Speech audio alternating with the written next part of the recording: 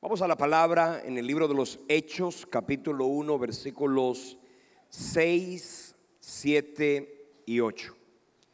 Vamos a leer la palabra en ese texto y vamos a compartir algunos principios de la Escritura para bendición de nuestra vida. Dice la Biblia así, Hechos capítulo 1, versículos 6, 7 y 8, dice así: Entonces los que se habían reunido le preguntaban diciendo: Señor, ¿restaurarás a Israel en este tiempo?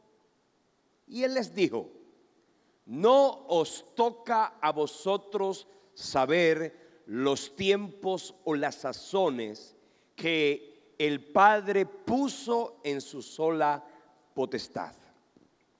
Pero recibiréis poder cuando haya venido sobre vosotros el Espíritu Santo, y me seréis testigos en Jerusalén, en toda Judea, en Samaria y hasta lo último de la tierra. Oramos. Padre, queremos en esta hora que nos hables conforme a tu gran propósito y que permitas que en esta tarde, Dios, que en esta noche tu nombre y tu poder, Señor, sean evidentes para cada uno de nosotros. Toma control de cada vida, de cada corazón en este lugar. Permite que podamos caminar y vivir, Señor, tu palabra de forma sobrenatural. Gracias por este tiempo y por el privilegio de poder compartir tu palabra con esta comunidad de los lunes de poder. Gracias, Padre, en el nombre de Jesús. Amén y amén. Ayer hablábamos de un pasaje importante, Lucas capítulo 24.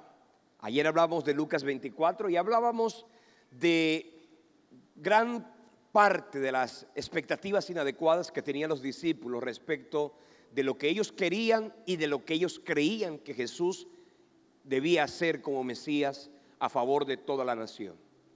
Señor Jesucristo les habló ayer, en el mensaje de ayer compartía que el Señor Jesús les orientó, les redireccionó y les dijo a ellos que era necesario que se viviera todo el proceso y que ellos debían, a través de 4 grandes elementos, retomar el propósito, porque lo habían perdido. Y esos 4 elementos que compartíamos ayer, porque los discípulos se fueron camino a Emaús y dice la Biblia que alejándose de Jerusalén, entonces prácticamente se estaban alejando del propósito que Dios les había trazado. Pero leyendo la palabra, y usted puede ir a su casa si no pudo estar ayer, o que vea el video por internet, pero si usted quiere, váyase a Lucas capítulo 24 del 13 en adelante, y allí vas a leer y ahí vas a encontrar la forma como Jesús los vuelve, los hace retomar 4 grandes elementos. El primero de ellos, la palabra, decíamos ayer. Lo segundo que vimos para poder retomar el propósito es la intimidad o la comunión. Además de eso, vimos que la revelación era muy importante, y por último, el propósito. Leemos la Biblia y encontramos al final del mensaje de ayer que los discípulos, estos 2 por lo menos, volvieron de Emaús, regresaron a Jerusalén, y estando en Jerusalén dice la Biblia que Jesús hizo aparición ya de una manera revelada como el Cristo resucitado, hace presencia, y por supuesto que ellos comenzaron a ver que Jesús nuevamente no era el mismo Jesús carnal que había estado en la tierra. Y cuando digo carnal, no estoy hablando de carnalidad, sino de su cuerpo carnal, sino que ahora era el Cristo resucitado quien hacía presencia en medio de ellos. Cuando Jesús se apareció, cuando estaban ellos reunidos, dice la Biblia, dio una palabra diciendo: paz a vosotros, con la que desde luego el corazón de los discípulos se llenó de bastante confianza. Fueron muchas cosas las que Jesús hizo cuando estuvo resucitado en medio de los discípulos. Ya se acaban los evangelios y comienza el evangelio, el libro de los Hechos. Ya era necesario actuar, porque ese libro se llama Libro de los Hechos.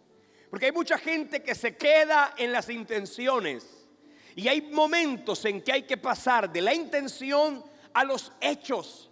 Ya habían pasado 3 años, ya habían sucedido muchos milagros, ya Jesús había sanado muchas personas, había liberado a muchas otras, había impartido la palabra, y ahora era necesario que ellos continuaran la tarea, la que Jesús había comenzado. Lo que Jesús hizo por los discípulos y por nosotros era imposible que ninguno de nosotros lo pudiera hacer.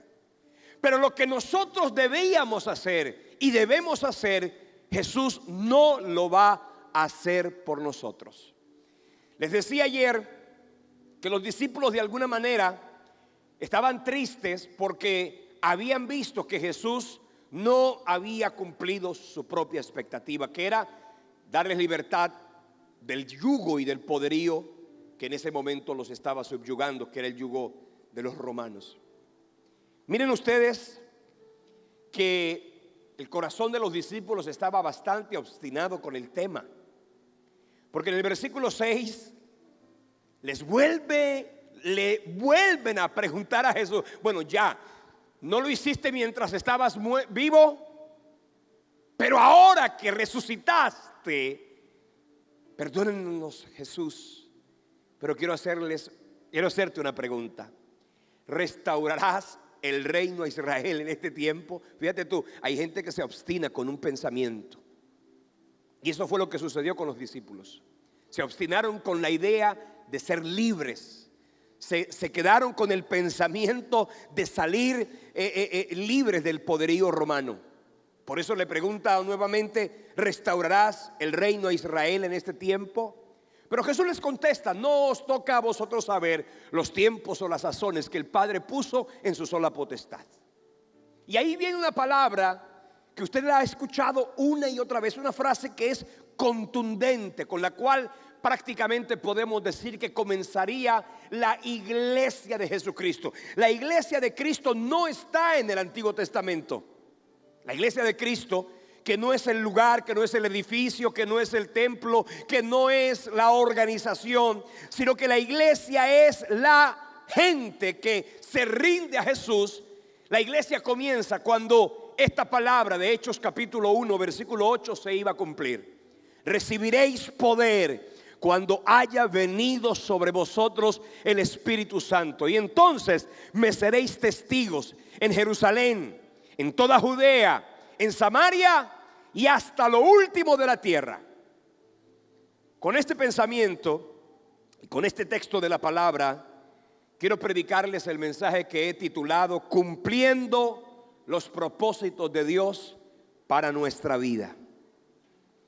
Leyendo la Biblia encuentro que la tarea no iba a ser fácil. La tarea iba a ser bastante difícil por 2 razones. La tarea no iba a ser fácil porque es natural que haya resistencia a lo nuevo. Y la iglesia y el mensaje del evangelio y el mensaje de gracia y el mensaje de libertad, desde luego que era nuevo. Israel estaba acostumbrado a un mensaje de legalismo, de ley, de rigurosidad cúltica. Por eso cuando ellos a través del Espíritu introducen un mensaje de libertad y de gracia, no era fácil que el pueblo lo asimilara. Estaba cambiando la dispensación, y ahora se podía decir que con la llegada del Espíritu Santo se implementaría lo que se conoce en el dispensacionalismo, como lo es la dispensación de la gracia, que también se llama la dispensación del Evangelio o la dispensación del Espíritu Santo. No era fácil. Cuando se trata de hacer algo, hay gente que se va a oponer de una manera natural. No es el diablo, no, es la gente que se opone. Cuando tú quieres lograr un propósito, cuando tú en tu corazón tienes un propósito que Dios te dio, la gente, aún la gente que te ama, se querrá oponer. La gente que te ama de alguna manera en su pensamiento egoísta querrá obstaculizar lo que Dios de alguna manera se ha atrasado contigo. Por eso tú tienes que tener muy claro qué es lo que Dios a ti te ha dicho y qué es lo que tu corazón de Él ha recibido. Porque no es mala intención de la gente, simplemente hay gente que es malintencionada, que te maldecirá, que te se opondrá. Hay gente que se va a tratar de detener o detenerte para que no avance. Eso será normal. Pero también hay gente que amándote dirá: ¿sabes qué? Yo no quiero que te vayas. Amándote dirá: no quiero que... Seguramente alguno te dirá cuando tienes que partir. Alguien con un buen corazón te dirá: no quiero que te vayas. Y tú tienes que entender que no es la voz de la gente, ni es el que te dice que te vayas el que te debe hacer partir, ni es aquel que te dice no quiero que te vayas el que te debe hacer detenerte o de abstenerte. Es normal que exista la oposición a lo nuevo, porque cada cual le contará y cada cual te dirá lo que ellos vivieron. Algunos te dirán: a mí me fue mal, no quiero que te vaya mal. Otros te dirán: a otro le fue mal. Seguramente que a ti también te irá mal. Y escúchame una cosa: cuando tú tienes claro que fue Dios quien habló a tu corazón, cuando tú tienes claro que fue Dios quien sembró la palabra y colocó el propósito, entonces una de las características más importantes es la seguridad y la confianza. La paz que proviene de saber que tú oíste la voz de Dios. Ahora también el diablo se querrá oponer.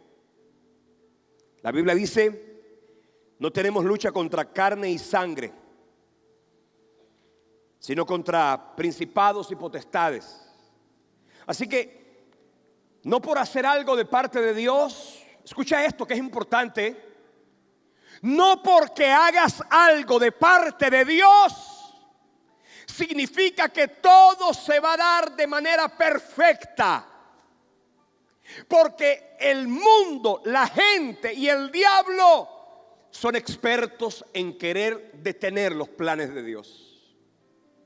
Pero también es importante que no porque creas que de parte de Dios viene algo, todo debe darse de forma maravillosa. Porque hay gente que dice: si esto es de Dios, se dará. Si no es de Dios, bueno, ¿para qué forzarlo? Y hay gente que tiene ese pensamiento como: ay, bueno, si es para mí, pues para mí. Y con ese pensamiento creen que porque Dios está metido en el asunto, todo tiene que salir bien y todo tiene que ser fácil. No, hay cosas que son de Dios y no se dan fácilmente. ¿Aló? Así que lo que tú tienes que hacer, porque a veces hay muchas personas que han dejado sus sueños y sus propósitos y sus llamados a un lado, porque simplemente hubo alguien que se opuso, porque el diablo se interpuso. Así que es importante que entendamos qué es lo que Dios nos ha mandado a hacer y cuál es el propósito del corazón. En el caso de los discípulos estaba claro: recibiréis poder cuando haya venido sobre vosotros. Y esto me gusta porque Jesús les estaba diciendo: la tarea es grande, el desafío es grande, no va a ser fácil, no va a ser fácil. Era la orden de Cristo, era el llamado del cielo, era el propósito eterno. Pero básicamente Jesús les dijo: quiero anticiparles que no va a ser fácil. ¿Tú por qué crees que las cosas en tu vida van a ser fáciles? ¿Acaso la obra de la cruz y acaso la historia de los hombres de Dios, todo fue fácil?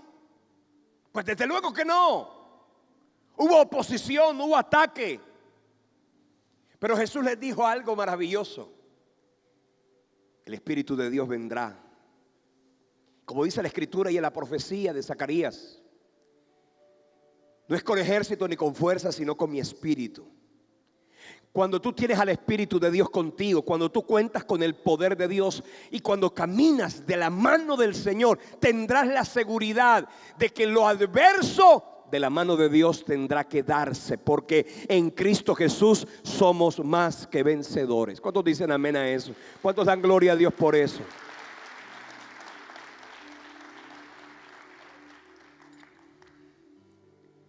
Comienzan los discípulos a hacer la tarea. Capítulo 4 del libro de los Hechos. Yo me imagino que Pedro, que Juan, que todos los demás dijeron: bueno, ahora está con nosotros el Espíritu Santo, arranquemos, vamos a predicar, vamos a sanar enfermos, vamos a libertar cautivos, vamos. Y el Señor estará con nosotros y todo el mundo estará contento, todo el mundo estará feliz. Y todos nos gozaremos y nos alegraremos. Lea la Biblia.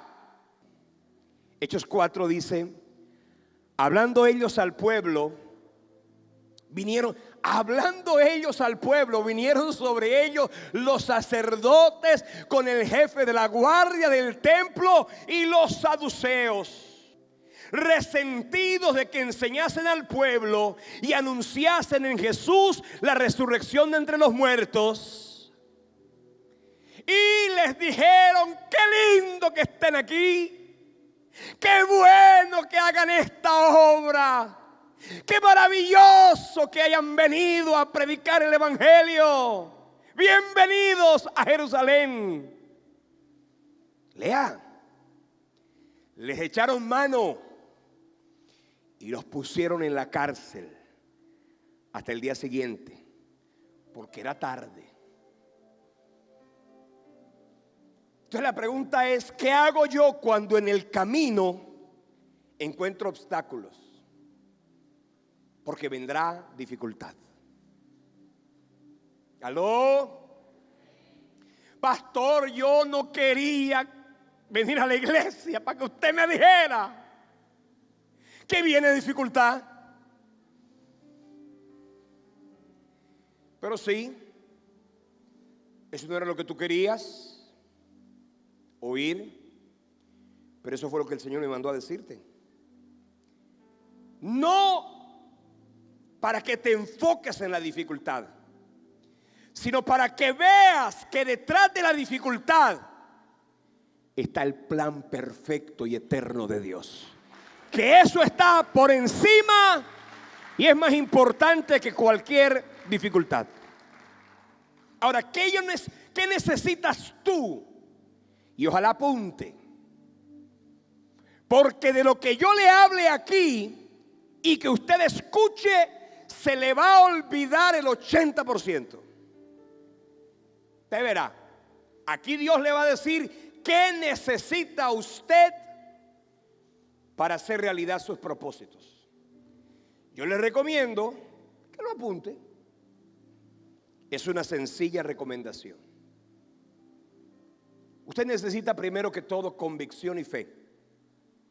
Y aquí viene la prueba más importante. Cuando en el camino comienzas a ver y a caminar y andar y te das cuenta que viene el obstáculo, lo único que te va a permitir a ti mantenerte confiado, seguro, a no desmayar, porque la tendencia natural de todos los seres humanos es que cuando salimos y las cosas no se dan, entonces queremos retroceder, devolvernos, volver al principio. Por eso necesitamos algo que se llama convicción. Aconteció al día siguiente, versículo 5, que se reunieron en Jerusalén los gobernantes, los ancianos, los escribas, el sumo sacerdote, Anás, su suegro Caifás, Juan y Alejandro. O sea, estaba la comitiva. Poniéndoles en medio, y les preguntaron: ¿con qué potestad, con qué autoridad ustedes han hecho esto que han comenzado a hacer aquí en Jerusalén? ¿Quién los mandó? ¿quién les dijo que hicieran eso? El mundo te va a querer confrontar de cuáles son tus motivaciones. El mundo, tu propia alma, la gente te querrá en algún momento decir: ¿quién te mandó a hacer eso? ¿Por qué montaste esa empresa? ¿Por qué te mudaste de lugar? ¿Por qué hiciste ahora lo que estás haciendo? Y si tú no tienes convicción, el mundo y el diablo y el alma te harán dudar. Y es que el diablo, si quiere algo en tu vida, es que dudes. Porque no por ser cristiano estás exento de la duda. Juan el Bautista, mire la historia de Juan el Bautista. La Biblia dice que cuando Juan estaba bautizando, dice la escritura que él vio a Jesús. Juan el Bautista era primo de Jesús. Y no necesariamente los primos se quieren y se creen. Juan el Bautista llegó un momento en su ministerio en que seguramente jugó con Jesús porque eran contemporáneos. Seguramente estuvo allí, pero hubo un momento en que Juan el Bautista estaba bautizando. Y cuando él ve a Jesús, algo sintió de parte del Señor. Y entonces él lanzó unas palabras importantes. Él es el Cordero de Dios que quita el pecado del mundo. Cuando Jesús se acercó, le dice: Juan, bautízame. No. ¿Cómo te voy a bautizar? Tú eres el Mesías. Tú eres el Dios eterno hecho carne.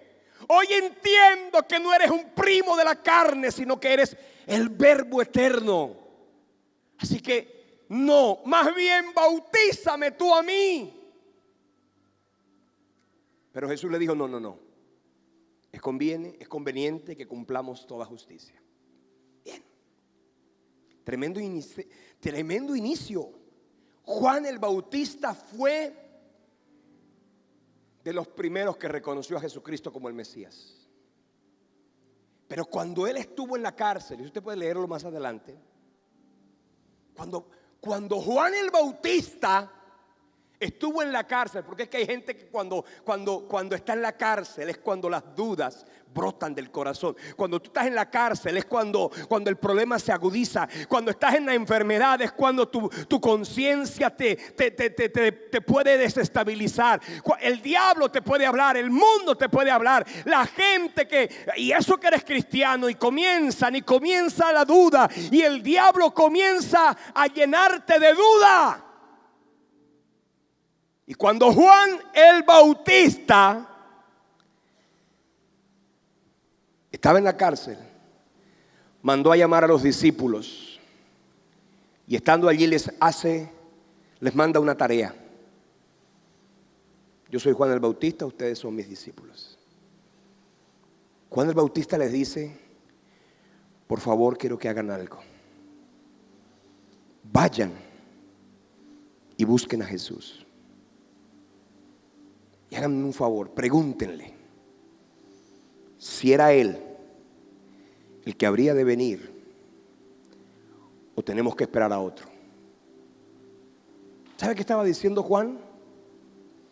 Me equivoqué.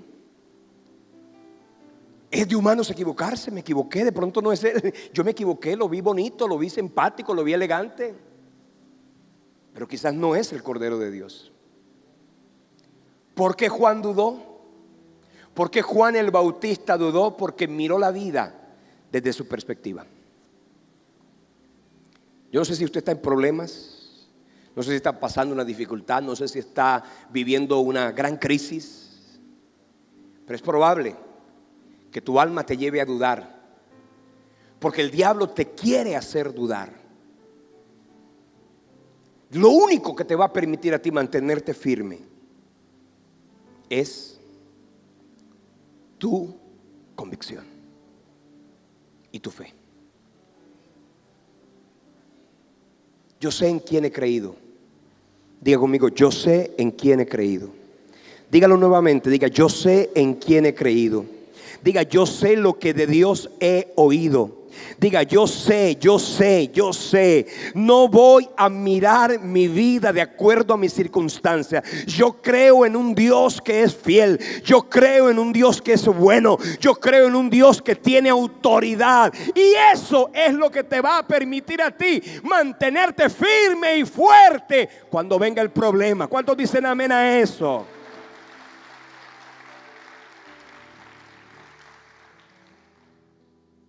Ahora, ¿de dónde viene la convicción? ¿De dónde brota la fe?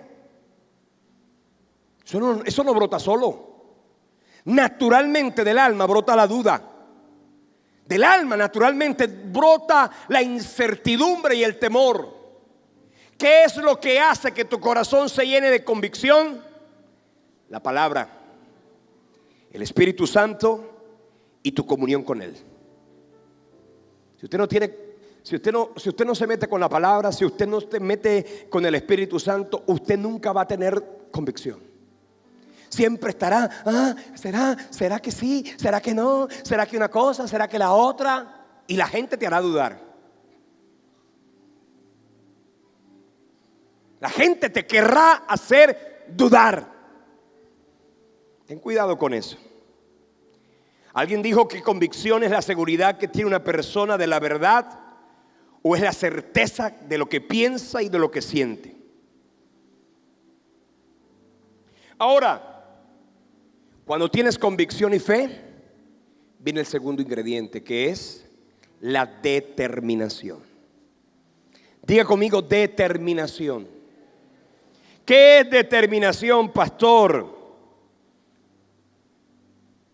El diccionario dice que la determinación es la decisión inconmovible de coraje y de carácter que te hace continuar y continuar hasta llegar. Y vaya que hace falta determinación en la vida.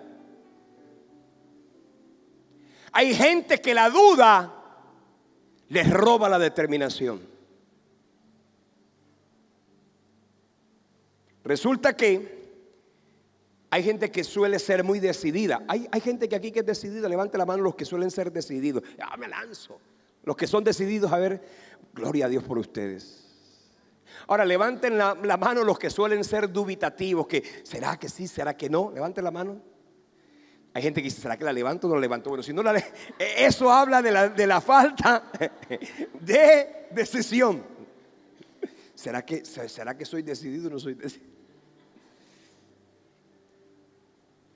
Cuando se trata de tomar decisiones, en mi caso personal, a mí me cuesta. A mí Dios me tiene que hablar. Y a mí hasta que Dios no me hable, yo siento que no me debo mover. Y a mí Dios me habla. Dios me habla mucho por la palabra. Bastante. Dios me habla a mí. Y no son todas las veces, pero a mí particularmente Dios me habla en sueños. Y no todos los sueños son de Dios. El 28 de septiembre del año 2016, 2:30 de la mañana, yo puedo decir que viví una de las experiencias, si no la más sobrenatural que yo haya vivido en toda mi vida. Había dudas en mi mente, en mi corazón, en mi alma. Yo estaba soñando. Y mientras yo soñaba, aquel sueño me conmovió tanto, me movió tanto, que yo me desperté. Y en esa madrugada, a las 2:15 de la mañana, el Espíritu Santo me dijo, quédate quieto, de forma audible. Quédate quieto porque te estoy hablando a través de los sueños. Yo no sé si usted lo ha vivido, pero yo lo viví. Por primera vez, como Dios me dijo quédate quieto, yo me quedé quieto. Ya yo estaba despierto, me quedé quieto. Mientras yo estaba allí con mis ojos cerrados, lo que antes era un sueño se volvió una visión. Y comencé a seguir viendo la visión. O sea, el sueño dejó de ser sueño y se volvió visión. Lo que les quiero decir es, a mí Dios me habla así. Y a veces me ha pasado algunas cosas que hasta que yo no escucho la voz clara de Dios. Bueno, en esa madrugada el Señor me dijo, y el Señor me dijo, ahora que se levante tu esposa, le vas a contar el sueño y ella y tú juntos van a interpretar el sueño. 4:15 de la mañana, mi amor, Dios me habló y le conté el sueño. Y comenzamos a entender claramente lo que Dios nos estaba diciendo. Pero a mí me ha pasado también que como tengo problemas de decisión, no de determinación, sino de decisión, a veces nos suele suceder algo a los que nos falta la decisión, porque queremos tener la seguridad, que a veces cuando ya queremos tomar una decisión, entonces las cosas como que no son igual. Yo cuando conocí a mi esposa, María José, era mi novia, yo tenía, porque es que uno no puede andar, ay no, yo me hago novio de este, novio de aquella, no. Hay gente que es así. Y si funciona, funciona. No, Señor, yo soy tu hijo. Yo no quiero andar de novia en novia. Entonces yo esperé. De hecho, en mi vida cristiana solamente tuve 2 novias. Y cuando yo decidí, yo sentía que María José gustaba de mí y yo gustaba de ella. Nos gustábamos. Pero ella llegó un momento en que de pronto sintió que yo no era un hombre decidido. Pasaron los días, pasó el tiempo y cuando ya llegó el momento en que yo decidí, entonces le propuse que fuera mi novia. ¿Y sabes qué me dijo? Que no. Me dijo que no. Ahora la pregunta es, ¿qué haces tú cuando te dicen que no? Hay gente que, ay, bueno, sí, eso no era de Dios, como mucha gente dice. Yo no sé qué esa doctrina, esa teología, yo no sé de dónde la sacaron. Ay, sí, entonces no es de Dios. Y cuando ella me dijo que no, yo puede que no sea muy decidido, pero si hay algo que soy determinado. Si me demoré en tomar una decisión, porque quería tener la seguridad de lo que Dios me estaba diciendo, cuando ya Dios me dijo que ella era, ¿sabes qué? Me gustas mucho. Me gustas mucho tú. Tarde o temprano seré tuyo. Mía tú serás. Y me determiné. Esa canción dice, lo que me gusta lo tengo con toda seguridad. ¿Y sabes qué? Tiene 3 hijos míos.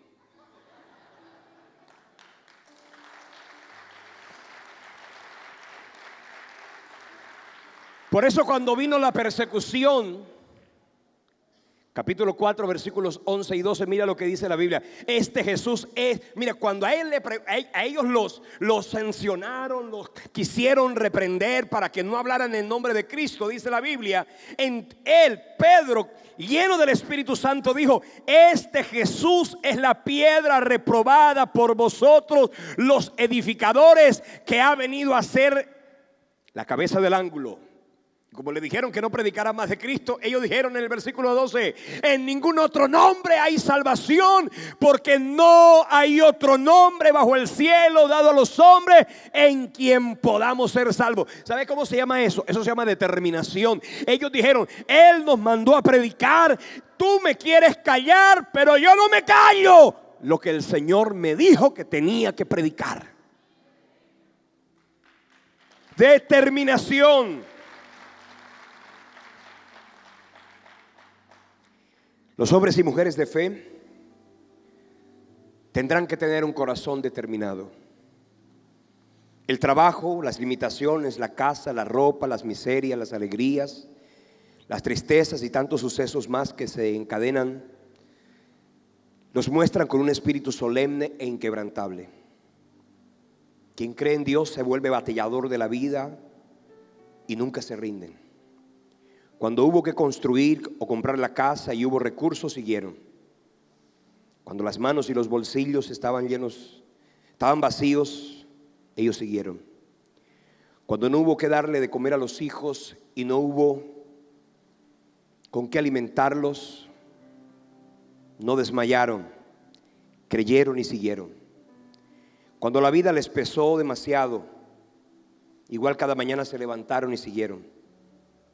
Cuando las manos se endurecieron por el frío, siguieron. Cuando en el negocio perdieron, no importa, se unieron y siguieron. Cuando amigos de la juventud rompieron sus matrimonios, ellos se amaron y continuaron. Cuando otros abandonaron la fe y se fueron de la iglesia, ellos siguieron. Cuando el sueldo era bajo, cuando todo era injusto, por amor y por la fe, siguieron. Cuando una enfermedad los llenó de preocupación, se tomaron más fuertes de las manos y siguieron.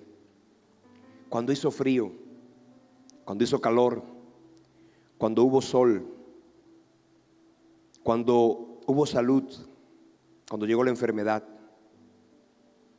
cuando hubo dinero, cuando otro se lo llevó, cuando sopló el viento y el granizo cayó, cuando recibieron contienda en vez de amor, cuando nacieron los hijos y no había dinero, cuando se fueron los hijos y el nido quedó vacío, cuando hubo fiebre y el miedo aumentó, cuando costó vivir y la fe no parecía ser la mejor opción, cuando todo se unía para creer, para no creer, cuando fue fácil y cuando fue difícil, simplemente permanecieron. La determinación es la característica de uno que tiene claro lo que es, que tiene claro lo que hace y que tiene claro a qué lo ha llamado Dios. Cuando los sacerdotes, en el versículo 13 dice que vieron el denuedo y de Pedro y de Juan, sabiendo que eran hombres sin letras y del vulgo, se maravillaron y les reconocían que habían estado con Jesús. Porque quiero que sepas una cosa: si tú no tienes claro la voz de Dios, el mundo no te creerá. Para que el mundo te crea, tú tienes que creerle a Dios. ¿Aló? ¿Tú quieres que todo el mundo te crea? Créele a Dios. ¿Dudas de Dios? El mundo dudará de ti. Créele a Dios y el mundo te creerá. Otra cosa que necesitamos es sabiduría. No solamente la determinación, necesitamos sabiduría. ¿Qué es sabiduría? La sabiduría es cuando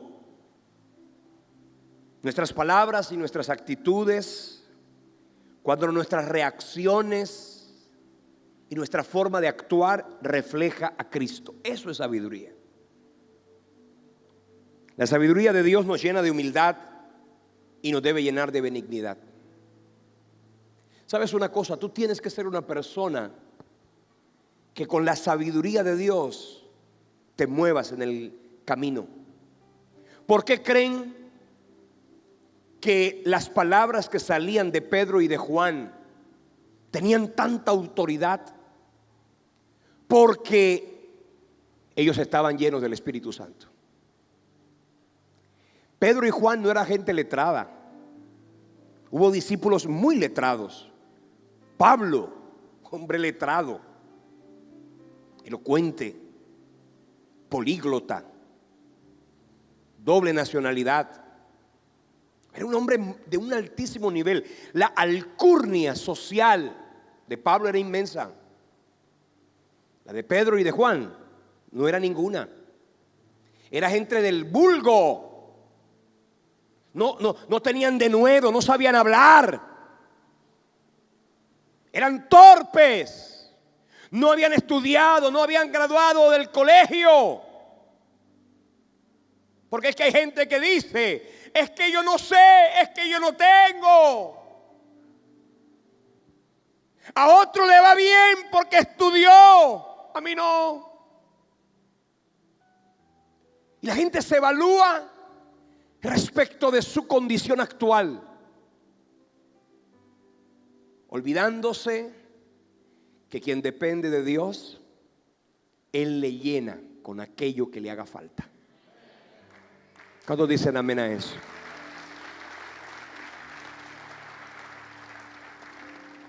Seguramente a ti te hará falta muchas cosas.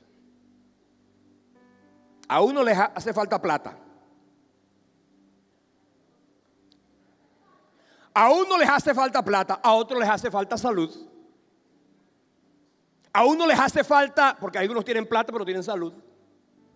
A unos les falta amigos, a otros les sobra amigos. Mira, lo que te haga falta, si tú dependes de Dios, Él te lo dará.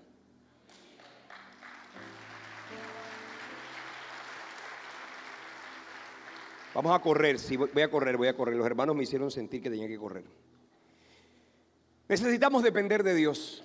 Aquí viene una parte importante. Aprende a depender de Dios. Versículo 23 del capítulo 4 del libro de los Hechos. Mire lo que dice. Puestos en libertad, vinieron a los suyos y contaron todo lo que los principales sacerdotes y los ancianos. Bueno, en el pasaje anterior, por cuanto los vieron decididos, los azotaron y los echaron fuera. Y ellos, habiendo oído, alzaron unánimes la voz a Dios y dijeron: soberano Dios, tú eres el Dios que hizo el cielo y la tierra, el mar y todo lo que en ellos hay. Que por boca de David tu siervo dijiste: ¿por qué se amó? Bueno, y ahí comienzan ellos a orar a Dios. ¿Sabes qué se dieron cuenta los discípulos? Que eso no era una cosa que iban a hacer con su fuerza ni con su carne, que era algo que ellos tenían que hacer. La tarea de la evangelización, la tarea de ganar almas, la tarea de cumplir el propósito, era algo que ellos tenían que hacer dependiendo de Dios. Aprenda eso. Ese será el secreto para que todo lo que hagas resulte y tenga buenos propósitos. Dependa de Dios. Mientras extiendes tu mano, le decían a él, para que se hagan sanidades y señales mediante el nombre de tu santo Hijo Jesús. Cuando hubieron orado, el lugar en que estaban congregados tembló, y todos fueron llenos del Espíritu Santo y hablaban con denuedo la palabra de Dios. Ahí está la clave. ¿Cuándo se llenó ese lugar de la presencia de Dios? Cuando oraron. ¿Quieres que tu casa se llene de la presencia de Dios? Ora. ¿Quieres que tus hijos vean un milagro de Dios? Hazlos que se arrodillen y se pongan a orar. ¿Quieres que en tu empresa haya un milagro? Ponlos a orar. Hazlos partícipes de la dependencia de Dios. Porque si tú dependes de Dios, entonces el poder de Dios vendrá a tu ayuda. ¿Cuántos dicen amén a eso? Y quiero terminar con el quinto punto: unidad. Unidad. Necesitas estar unido. No se trata de cumplir tus propósitos y que se acabe tu familia. No se trata de que tú logres tus metas en detrimento de tu matrimonio. No, mira lo que dice aquí. Hechos 4, 23, 32. La multitud de los que habían creído era de un corazón y un alma, y ninguno decía ser suyo propio nada de lo que poseía, sino que tenían todas las cosas en común. Y con gran poder los apóstoles daban testimonio de la resurrección del Señor Jesús, y abundante gracia era sobre todos ellos. para que el propósito se cumpla, tú necesitas unirte a eso que Dios o a esos que Dios ha colocado a tu alrededor. Pues no se trata de cumplir tus sueños peleando con todo el mundo, pisoteando a la gente y dañando a los demás. Porque así mucha gente ha prosperado, tumbando al uno, quitándole al otro. Para que te vaya bien a ti no tienes que quitarle la comisión a nadie. Para que alumbre tu vela no tienes que apagar la de otro. Porque hay gente que se vuelve egoísta y en el egoísmo no se mueve el poder de Dios. ¿Aló? Así que, mi hermano, el Señor quiere cumplir sus propósitos en tu vida. Bueno, la historia y el libro de los Hechos tiene 28 capítulos. Lea todo lo que pasó allí. Pero la pregunta para terminar es esta: ¿lo que los discípulos hicieron sirvió? Claro, aquí estamos tú y yo. Porque ellos siguieron trabajando y siguieron predicando y siguieron enseñando, y el evangelio llegó a todos los rincones de la tierra. Hoy quiero profetizar de parte del Señor que tus sueños y tus propósitos, cuando los pongas en la mano de Dios, Él se encargará de bendecir y prosperar tu camino y hacer realidad todos y cada uno de tus propósitos.